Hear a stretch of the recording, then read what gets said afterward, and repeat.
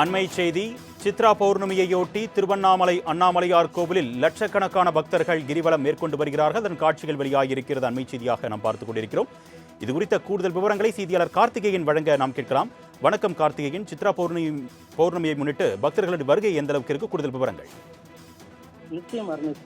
சித்ரா பௌர்ணமியை முன்னிட்டு லட்சக்கணக்கான பக்தர்கள் திருவண்ணாமலைக்கு வருகை புரிந்து அண்ணாமலையார் உண்ணாமலை அம்மனை தரிசனம் செய்து 14 கிலோமீட்டர் தொலைவில் உள்ள கிரிவலம் மேற்கொண்டு வருகின்றனர்.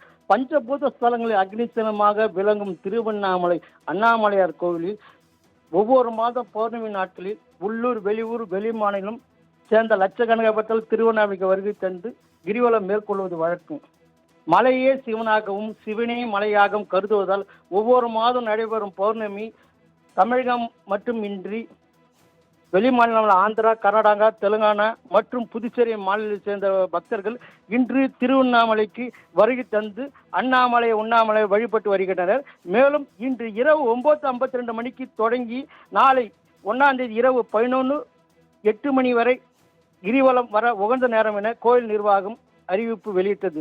அதனைத் தொடர்ந்து திருவண்ணாமலையில் 9 இடங்களில் 16 தற்காலிக பேருந்துகள் அமைக்கப்பட்டு பக்தர்களுக்கு வசதியாகவும் மேலும் 90 இடங்களில் கார் பார்க்கும் வசதி ஏற்படுத்தப்பட்டது.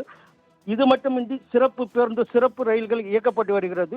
சித்ரா பௌர்ணமியை முன்னிட்டு பாதுகாப்பு பணிக்காக 4200 போலீசார் பாதுகாப்பு பணியில் ஈடுபட்டு வருகின்றனர். இது மட்டுமின்றி சிறப்பு பேருந்தாக 5669 சிறப்பு பேருந்துகளும் சிறப்பு ரயில்கள் இயக்கப்பட்டு வருகிறது. அர்னேஷ், உங்களுடைய விரிவான தகவலுக்கு நன்றி கார்த்திகேயன்.